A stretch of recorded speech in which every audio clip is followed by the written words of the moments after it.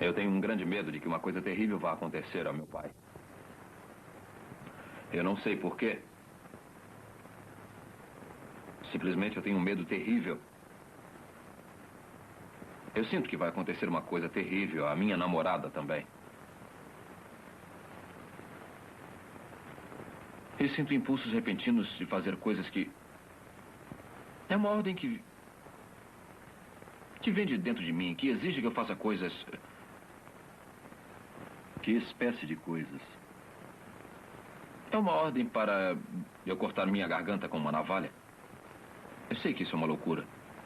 E aí faço alguma coisa que me impeça de agir assim. Paguei minha vida tentando lutar contra essas ideias. Por isso, só há pouco tempo eu terminei o meu curso de Direito. Eu tenho 29 anos e estudei durante 9 anos. Bernard Artaud e Edward Fox em O Homem-Rato, nas vozes de Enio Santos e André Filho. Pesquisa de um caso de neurose obsessiva, conduzida pelo Dr. Sigmund Freud. Versão brasileira, Tecnissom, Rio de Janeiro.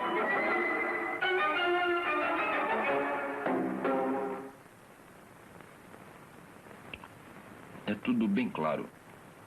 Como se eu ouvisse a minha própria voz. Só que, na verdade, eu não estou falando.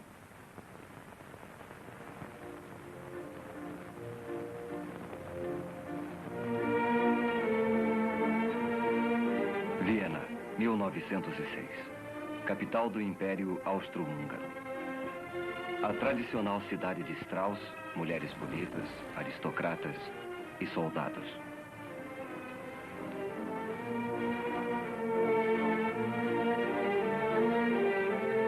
Mas Viena foi também o centro da nova ciência da psicanálise. O Dr. Sigmund Freud, um jovem médico que estudava as doenças mentais, ficara fascinado pelo conceito do inconsciente da mente e como seu funcionamento secreto afeta o nosso dia a dia. A maioria dos pacientes de Freud era formada de vienenses da classe média. Seus problemas e comportamento o levaram a crer que o motivo de tanta debilidade está escondido em nosso inconsciente e que são as experiências reprimidas e esquecidas de nossa infância que formam o inconsciente. Freud, um analista em atividade com 20 anos de experiência, estava com 50 anos. Ainda pesquisava e aprendia com as experiências de seus pacientes. Eu não tenho relações frequentemente, porque não tenho oportunidade. Eu acho as prostitutas repugnantes. Eu sinto que tenho desejo sexual normal, mas não sei como minha vida sexual estacionou. Eu posso lhe perguntar, que idade tinha quando teve a sua primeira relação? 26 anos. Há quanto tempo sofre com essas ideias, sua obsessão? Desde que eu era bem menino. Mas principalmente nesses últimos 4 anos. E o que o fez vir me consultar? Eu ouvi falar do senhor. Foi por isso que vim vê-lo. O paciente era advogado e oficial da reserva do exército austríaco. Embora Freud ainda não tivesse percebido, o homem estava a ponto de sofrer um completo colapso mental. As repetidas ordens que ele dizia receber, seguidas de tentativas para evitá-las, tinham reduzido sua vida a uma série de rituais sem sentido. A visita a Freud foi uma tentativa desesperada de achar a cura. Vamos deixar que o senhor pense no assunto. Amanhã poderá me dar a sua resposta.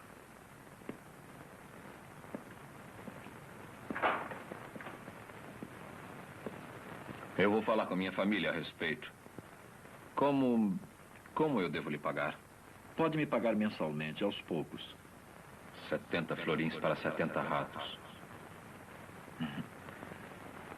Então eu lhe vejo amanhã. Passe bem. Passe bem. Freud não conhecia a extensão da doença do paciente. Mas se o inconsciente é o produto de experiências reprimidas da infância, eram esses acontecimentos esquecidos que Freud teria de revelar. Freud já havia percebido que os temores do paciente de que alguma coisa ia acontecer a seu pai e a sua namorada eram essencialmente absurdos. Durante todo o período de tratamento, Freud anotou detalhadamente as condições do paciente. Essas anotações, ele as usou como base para a conferência que fez no primeiro congresso de psicanálise realizada em 1908. Anteriormente, as ideias de Freud foram constantemente combatidas com hostilidade e discórdia. Mas o caso do homem-rato forneceria a confirmação mais dramática de suas teorias. Ilustres senhores, os conhecimentos que vou lhes transmitir agora talvez não sejam por si mesmos satisfatórios, mas podem servir de ponto de partida para o trabalho de outros pesquisadores. O esforço comum poderá trazer o sucesso que talvez esteja além do alcance do esforço individual. A façanha mais notável de Freud foi penetrar no funcionamento interior da mente. Ele a conseguiu desenvolvendo uma técnica completamente nova de comunicação com o paciente. Depois de nossa primeira entrevista, levei-o a concordar com a única condição de tratamento. O senhor deve dizer tudo o que vier à sua cabeça, mesmo que lhe seja desagradável, que pareça sem importância, irrelevante ou até mesmo sem sentido.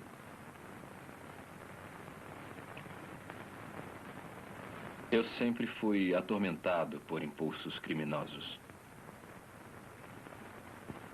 Eu costumava perguntar aos meus amigos, e ainda pergunto, se eles me desprezam por ser criminoso.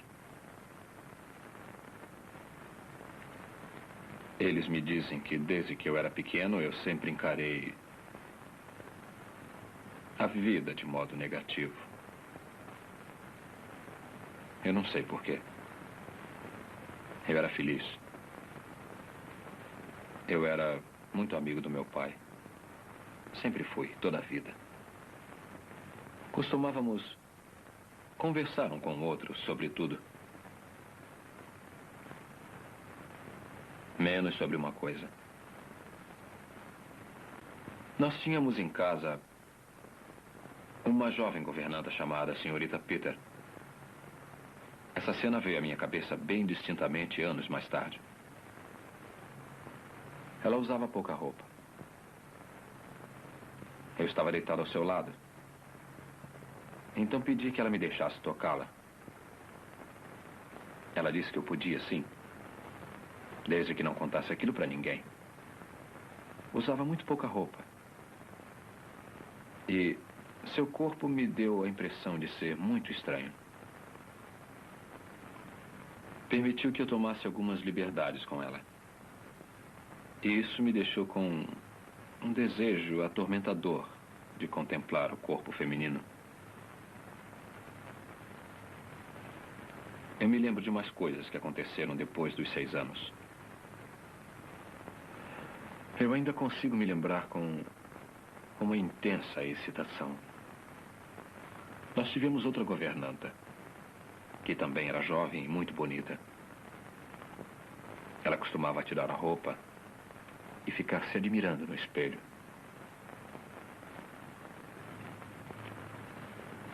Eu ficava esperando, ficava queimando de curiosidade para poder vê-la bem.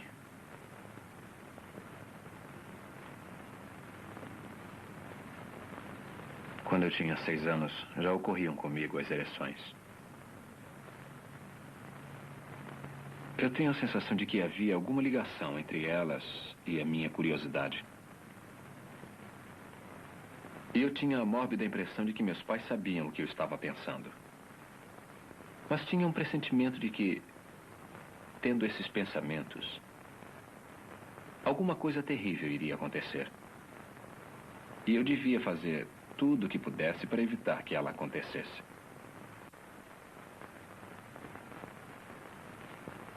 Lembra-se de alguns desses temores? Mesmo quando eu era jovem, eu não conseguia evitar de pensar na morte de meu pai. E isso me deixava muito nervoso. Agora eu ainda tenho esses temores. Temor de que aconteça alguma coisa ao meu pai. E o Meu pai já morreu há muitos anos.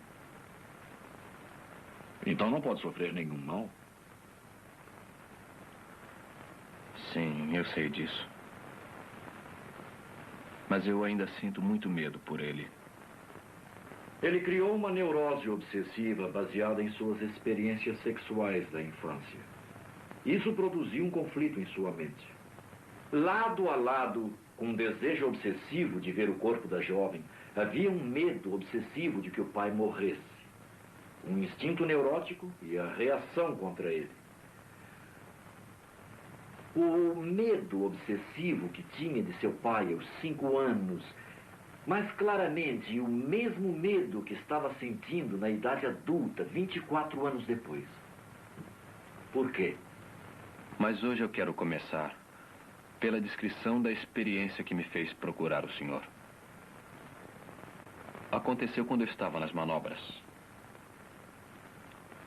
Eu perdi os meus óculos. Então eu telegrafei ao meu oculista em Viena, pedindo um novo par, na primeira mala postal. No momento de descanso, eu me sentei com o capitão Novak e tivemos uma longa discussão a respeito de castigos físicos. Ele era totalmente favorável a isso. Eu sentia medo dele, porque ele era cruel e não escondia. Ou a gente bate neles, ou arranja uma tortura para eles. Eu posso te contar uma boa. Praticam isso no leste. Seria uma boa ideia se a gente fizesse o mesmo aqui. Você pega 10 ou 12 homens, ou quantos homens você tiver, e manda eles formar uma fila junto ao muro. Aí você pega um deles, pega como exemplo, tira a roupa dele e manda deitar com a cara no chão, na frente dos outros. Depois você amarra os braços e as pernas dele, bem abertos para não poder se mexer. E aí acontece o quê? Eu vou dizer o que acontece. Eu não consigo falar sobre isso. Mas se devo tratar do senhor, preciso conseguir ajudá-lo a falar sobre os fatos. Falar sobre as coisas que o preocupam.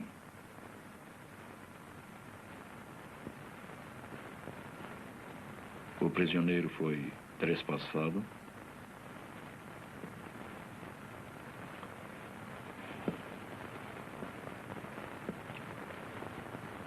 Não. Não, isso não.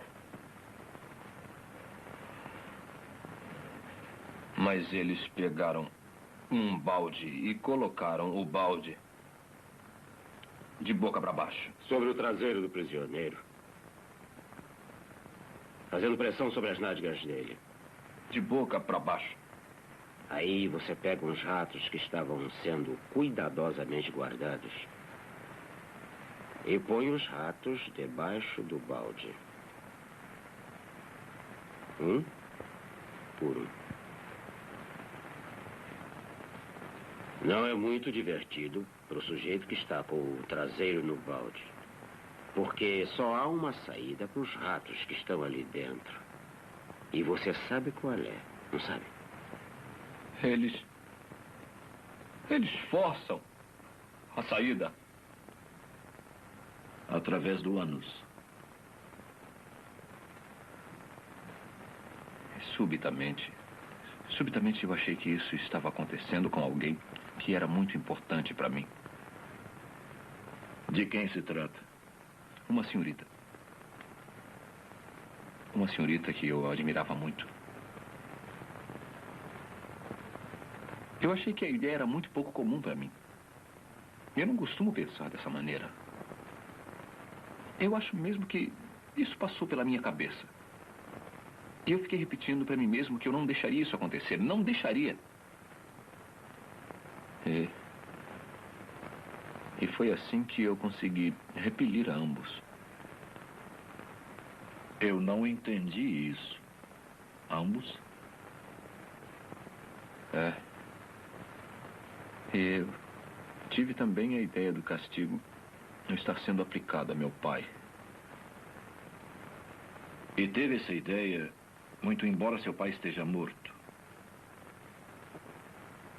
Naquela mesma noite, o capitão Novak trouxe um embrulho que chegou pelo correio. Capitão? Capitão? Eu tenho um embrulho para o senhor que chegou pelo correio da aldeia. Eram os meus óculos novos. Os óculos que pediram em Viena, mas eu já contei isso para o senhor. O tenente Alex pagou o frete para o senhor. O senhor vai ter que pagar a ele. Não vou pagar, senão os ratos pegarão meu pai. Eram apenas meus pensamentos. Então eu mudei de ideia. Sim, obrigado. Eu vou pagar. Eu fiz um juramento de que os ratos não o pegariam. Meu cérebro recebeu a ordem de que eu devia pagar o dinheiro ao tenente Alex, como o capitão Novak me dissera. E o senhor pagou?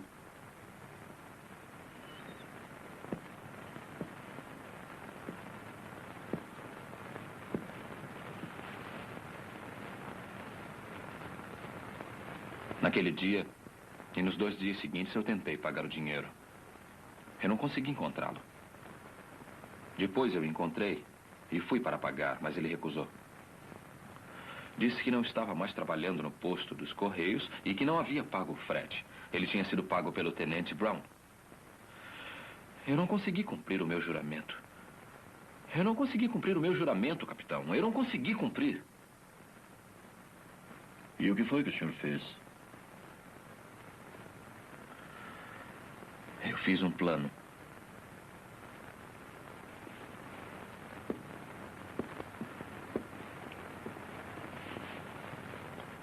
Eu iria até o posto dos Correios e o tenente Alex e o tenente Brown iriam comigo.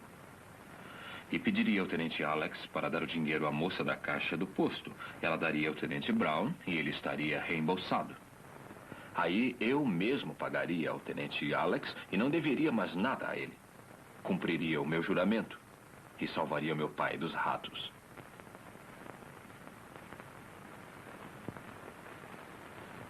Mas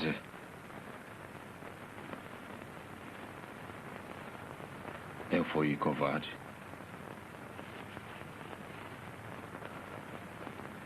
Eu sempre fui covarde. Desde o tempo em que era menino.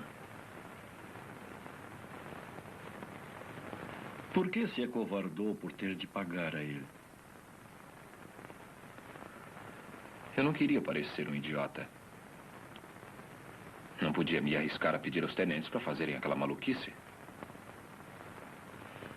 Eu não consegui decidir o que fazer, se eu levava o meu plano até o fim ou se fugia. Eu fui até a ferrovia. O carregador disse, trem das 10 horas. Eu disse que sim. Foi o destino. O trem das 10 horas não passava no posto dos Correios. No posto dos Correios? Na cidade onde era o posto dos Correios, capitão. Ia para Viena. Então eu fui para Viena. E no dia seguinte, eu coloquei o dinheiro em uma carta. E então o enviei para a moça do posto dos Correios. É provável que, na verdade, ele sempre soubesse que foi ela quem pagou o frete de seus óculos. Por que não reconheceu o fato antes? Enviei o dinheiro para a moça do posto dos Correios. Foi a pista que levou à verdade oculta por toda aquela incrível história. O que ele está tentando esconder? Por que estava deliberadamente se recusando a admitir que foi ela quem pagou o frete para ele? Por que ele preferiu criar uma estranha obsessão sem sentido, envolvendo ratos, o pai, sua namorada e compromissos de dinheiro com o tenente? Uma coisa que considero da máxima importância é acrescentar. Meu pai tinha enfisema. Na noite em que morreu, eu perguntei ao médico quando acabaria a crise. E ele me respondeu, amanhã. Então eu fui para a cama.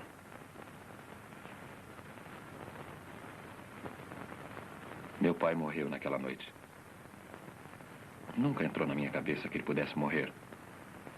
E ainda não consigo entender que esteja morto. Só depois de quase 2 anos de sua morte foi que eu comecei a me preocupar com isso. Comecei então a me considerar um criminoso. Porque eu não estava presente quando ele morreu. Foi imperdoável. Porque afinal eu era o filho dele. Então eu sou um criminoso. Eu vou tentar explicar. O que precisamos fazer é encontrar as ligações certas. Ligar os seus sentimentos de reprovação, de culpa, de autocensura com o que realmente os causou. Sabe, ninguém está acostumado a ter sentimentos fortes sem que consiga explicá-los. Então, olhamos à volta buscando uma causa possível. E pegamos a primeira que pareça razoável. O senhor se agarra ao fato de estar ausente do leito de morte de seu pai. Mas fez a ligação errada. A verdadeira causa desse forte sentimento está em alguma experiência desconhecida alojada em seu inconsciente. O que nós temos a fazer é torná-la consciente e depois estabelecer a ligação certa. Quer dizer que minha sensação de ser um criminoso com relação ao meu pai é justificável? Provavelmente. Por algum motivo que desconhecemos. Mas nesse ponto do seu tratamento, vai achar difícil aceitar isso. Eu jamais aceitarei porque é impossível. Eu nunca fui um criminoso para o meu pai. E mesmo que eu aceitasse a justificativa desse sentimento, eu não vejo em que isso poderia me ajudar. O senhor está aceitando que o seu sentimento não ajudaria. Mas ele pode ajudá-lo a lembrar-se dos acontecimentos que deram origem a ele. E que ainda estão ocultos em seu inconsciente. Eu gostaria de falar sobre meu pai. Eu tenho umas fotografias dele. Eu sempre trago comigo.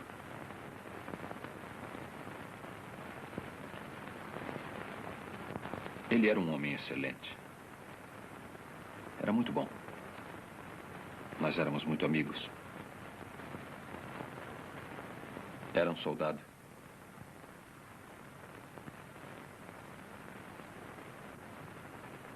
Isto é apenas um pensamento isolado, sem nenhum significado.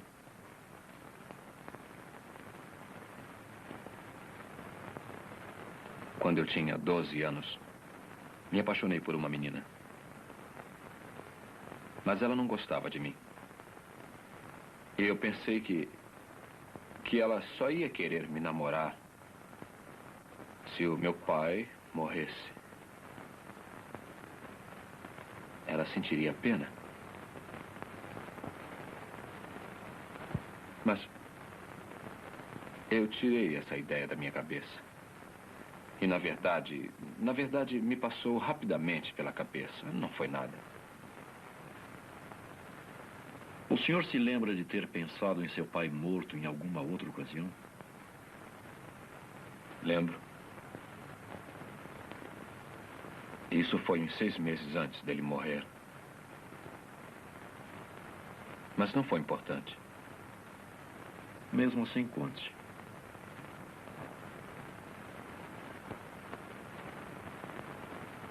Prefiro não pensar nisso.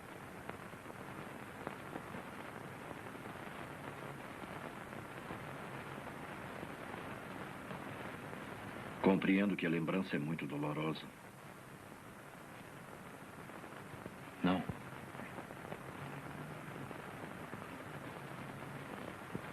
Eu não consigo me lembrar.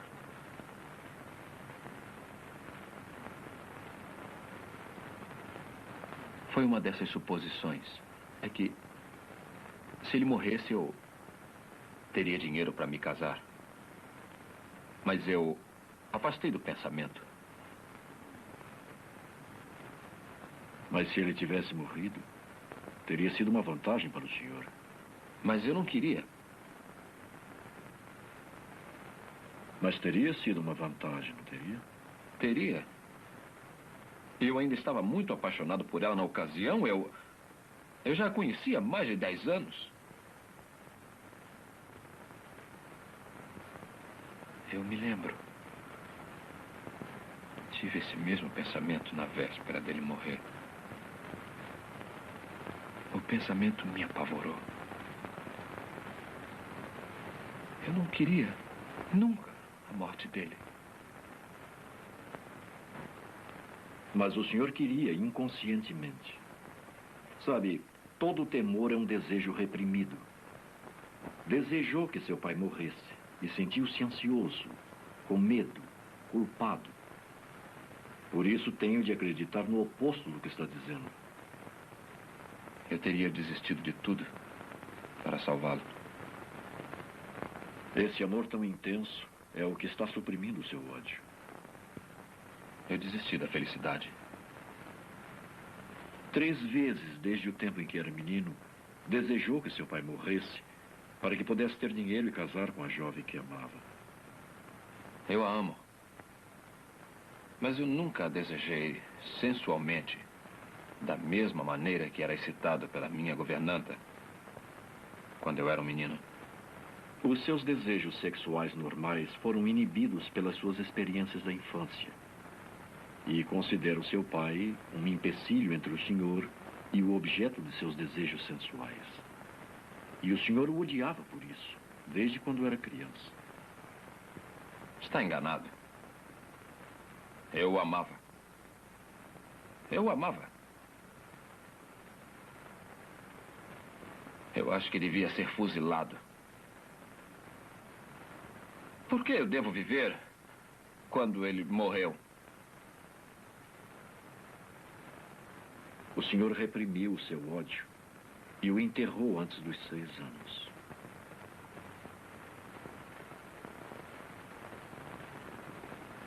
Uma vez eu tentei matar meu irmão. Nós éramos meninos. Eu carreguei a minha espingarda de brinquedo com uma vara. Depois eu disse para ele que se ele olhasse para dentro do cano, ele ia ver uma coisa. E puxei o gatilho.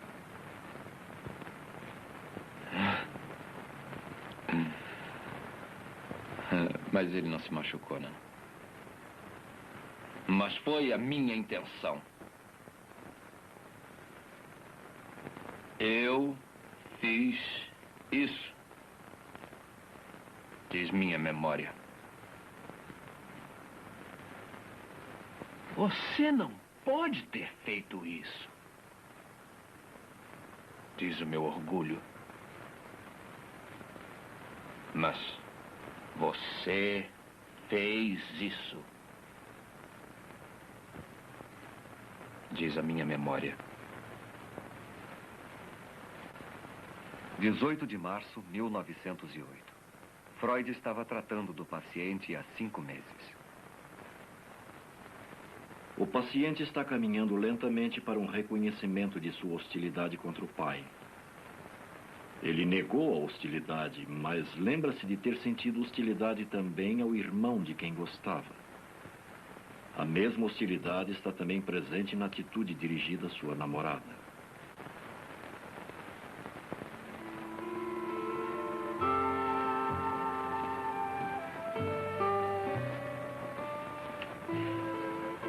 Nós estávamos no lago, num barco. Ela adorava andar de barco. Mas eu temia que ela se resfriasse. Ela não usava roupas próprias para andar de barco. Então eu pedi a ela para colocar o meu chapéu. Ela recusou. Disse que ia ser uma bobagem. Mas eu forcei. Olha, vai chover. Eu acho que não. Vai, você vai se molhar. Você devia estar usando uma proteção. Não, eu estou perfeitamente bem. Pode deixar, Paul. Ponha o meu chapéu para você não se molhar. Não, eu estou bem, Paul. Ponha o meu chapéu. Que bobagem. Ponha o chapéu. Não. Ponha o chapéu. Não. Ponha o chapéu. Não. Ponha o chapéu. Não ponho. Ponha o chapéu. Não. Ponha o chapéu. Ponha o chapéu.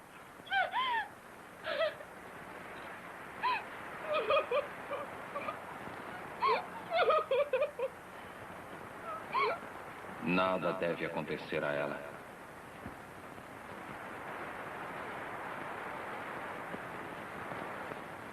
Nada deve acontecer a ela.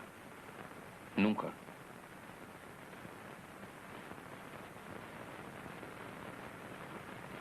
Eu estava esperando por ela.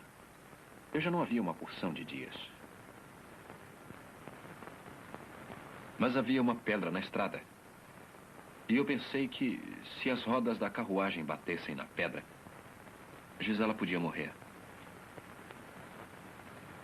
Então eu peguei a pedra e a coloquei fora da estrada. O senhor queria protegê-la. Jurou que nada aconteceria a ela. Aí eu vi como eu tinha sido absurdo. Peguei a pedra e a coloquei de novo no lugar em que estava.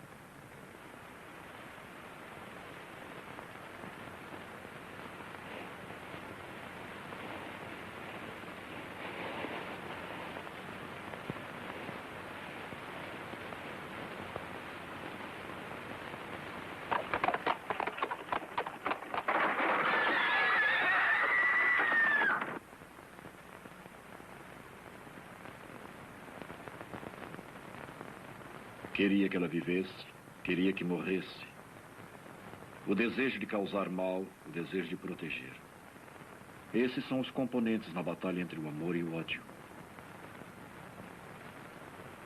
Nada deve acontecer a ela.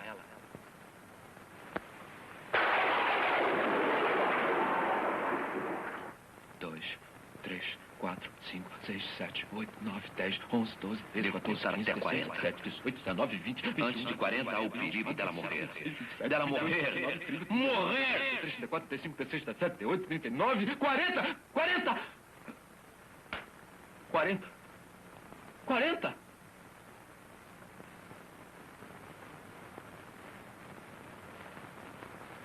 Por que está tão zangado com ela? Deve haver um motivo para estar tão zangado e ter de protegê-la. Talvez ela não o ame. Eu acho que tenho de guardar a mim mesma para o homem ao qual um dia eu vou pertencer. Você não pode me amar, Gisela. Você não pode me amar? Não. Dessa maneira, não. Eu te odeio, Gisela. Olha, vai chover. Ponha o meu chapéu. Não, Paul. A obsessão do paciente exibe um irresistível antagonismo que ficou demonstrado em sua atitude de superproteção. Ele tirou a pedra da estrada para salvar a vida da moça, mas a recolocou, o que voltou a expor a moça ao perigo. Bom Deus, proteja meu pai e Gisela. Amém. Bom Deus, por favor, não proteja. Deus, proteja meu pai e Gisela. Amém. Não proteja. Proteja meu pai e Gisela. Amém. Não proteja. Proteja, por favor, não proteja. E Gisela. Amém. Por favor, não proteja. Pai. Não proteja. Não proteja. Pai. Não proteja. Gisela. Não proteja. Não proteja. Amém. Gisela. Amém. Não proteja. Gisela. Amém. Não proteja. Gisela. Gisela. Gisela. Amém. Gisela. Amém. Gisela. Amém. Gisela. Amém. Gisela. Amém. Gisela. Amém. Gisela. Amém. Gisela. Amém. Gisela. Amém. Gisela. Amém. Gisela. Amém. Gisela. Amém. Gisela. Amém.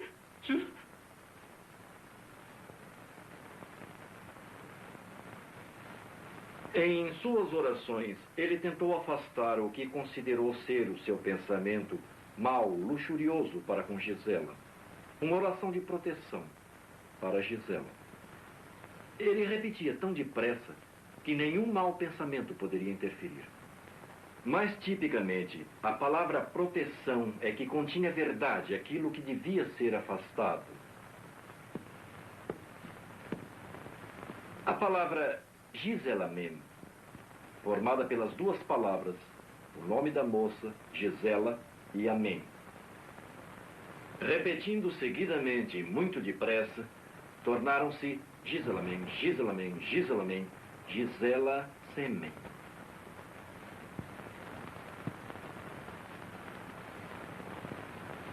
Ou, para ser mais claro, ele se masturbava com a imagem da moça. Ouvi o caso dele durante 6 meses. E foi logo depois desse tempo que atingimos um período muito difícil de tratamento. A hostilidade do paciente com relação ao seu pai, que já estava presente em seu relacionamento com seu irmão e sua namorada, começou a se revelar com relação a Freud. O paciente, sem conhecer a importância de seu comportamento, começou a transferir suas emoções para o analista e a viver no consultório as experiências que ainda estavam enterradas em seu inconsciente. Sobre o que o senhor quer falar hoje? É uma coisa que vem me perturbando no fundo da minha mente. Eu não disse ao senhor que quando meu pai morreu, ou logo depois dele morrer, a minha mãe insinuou que eu devia me casar com uma prima. Quando meu pai ainda estava vivo, também insinuou a mesma coisa. Ele queria isso. Ela era muito rica. E seria um bom casamento.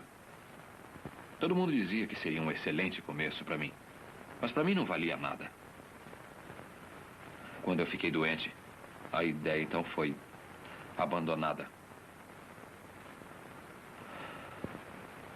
Eu não conseguia trabalhar. Mas não era sobre isso que eu queria falar com o senhor, nada disso. Eu queria falar sobre uma jovem que vi à porta de sua casa há uma semana. Ela era extremamente bonita. Tinha os olhos mais lindos que eu já vi. E ela me deixou muito excitado. Por que está fazendo isso? Por que está fazendo isso? Por que põe a sua filha na porta de casa para excitar-me? Eu confiei em você como um amigo. Mas está sendo bonzinho comigo só para eu me casar com ela. É por isso que está me tratando tão bem. Você quer que eu seja o seu genro? Eu a desprezo, eu a odeio, eu a detesto, eu também o odeio, mas admiro a sua esperteza. Está transferindo para mim a sua aversão à possibilidade de casamento? Essa não é a prima rica com quem sua mãe queria que casasse? O senhor é quem a está promovendo a minha filha. O senhor é mesmo muito esperto. Consegue insinuar coisas estúpidas, sim. E é muito inteligente também. Oh, muito inteligente. Esconde suas verdadeiras intenções. E sabe que ela tem olhos muito bonitos. Tão bonitos que cheguei a sonhar com ela.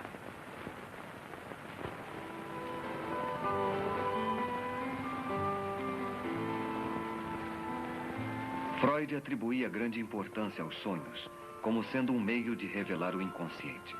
Porque ao dormirmos, o nosso consciente está desprevenido. As ações em nossos sonhos, interpretadas corretamente, dão uma clara indicação dos desejos reprimidos e ansiedades alojados em nosso inconsciente.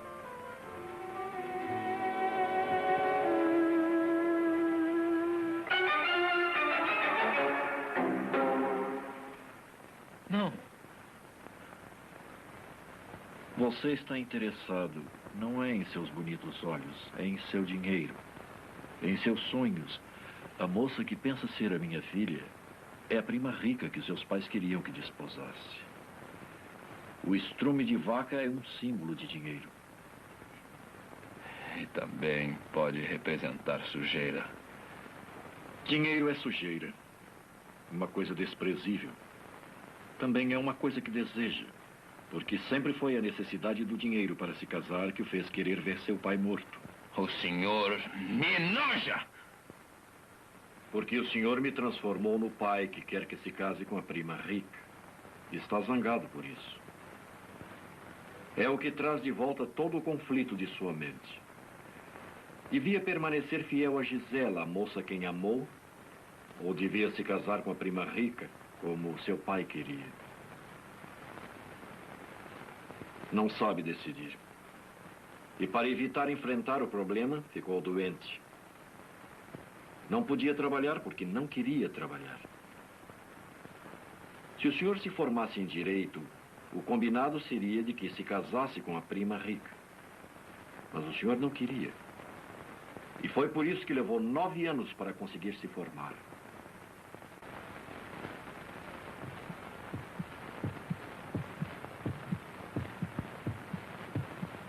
Depois que meu pai morreu, eu trabalhei.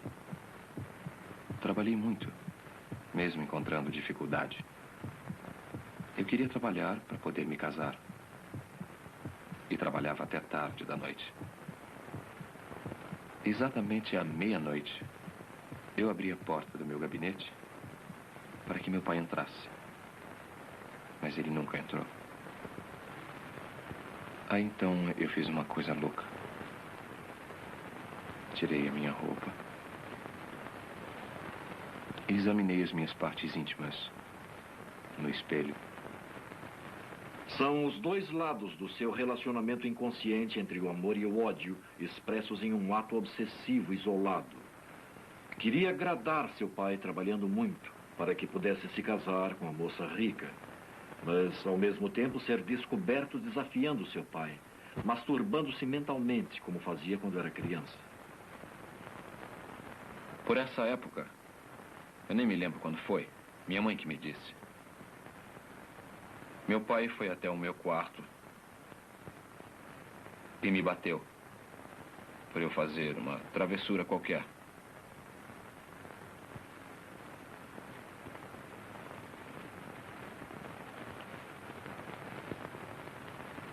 Eu tinha mordido alguém. A surra de seu pai estava ligada em seu inconsciente às suas travessuras sexuais. Eu mordi alguém e ele me bateu por isso. Seu rato! Rato sujo, imoral! Por que não me põe lá na rua? Está me transformando no pai com quem está zangado. Não. Não. Não. Não. Eu não vou machucá-lo.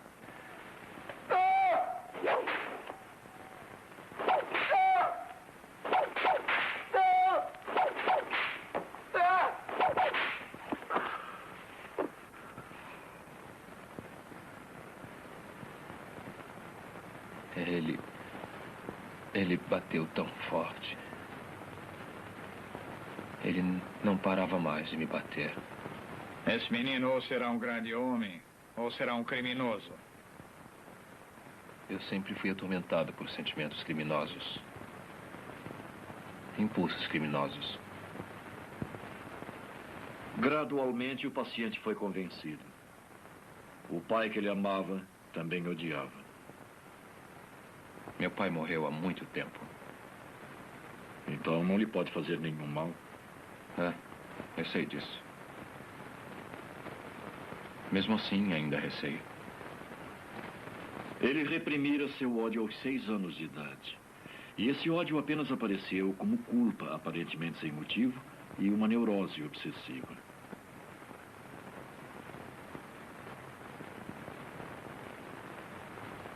Era um rato. Estava se alimentando do corpo de meu pai.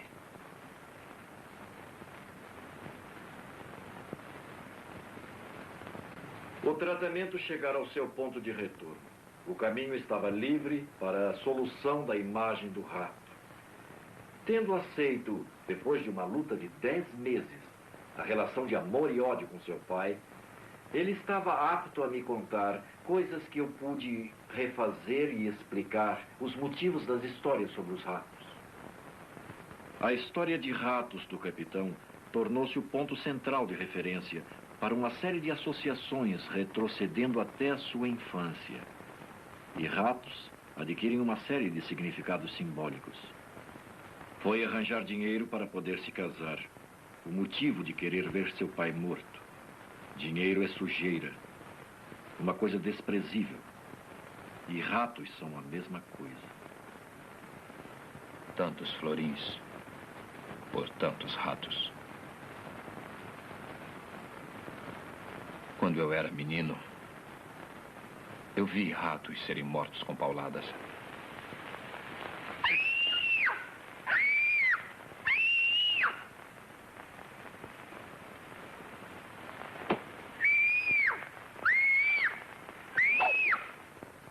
O rato é o senhor quando criança. Ele bateu tão forte. Não parava mais de me bater. Lembra-se por que ele lhe bateu?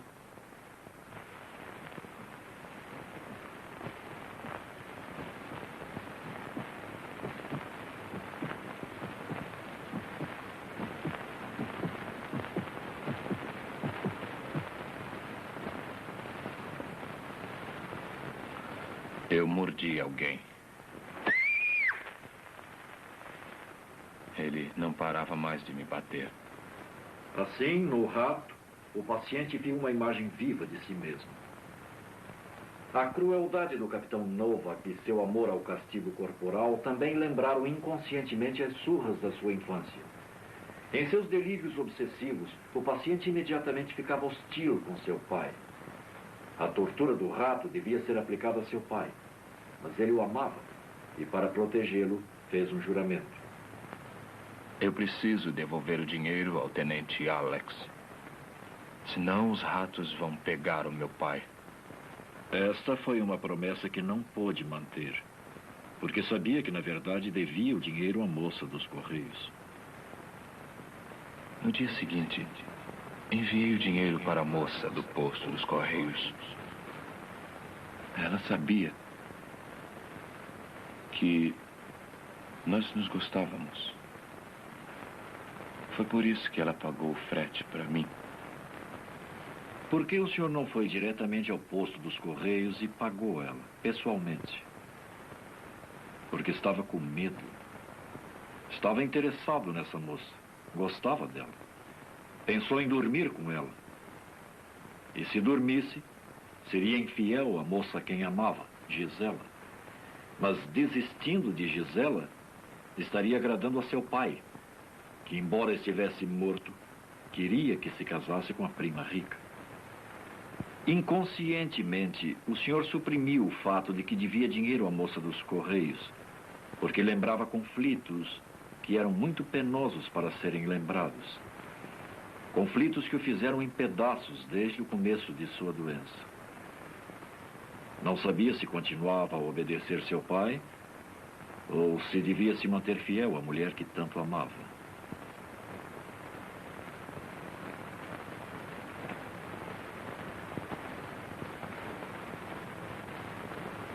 Quando chegamos à solução, o delírio de rato do paciente desapareceu.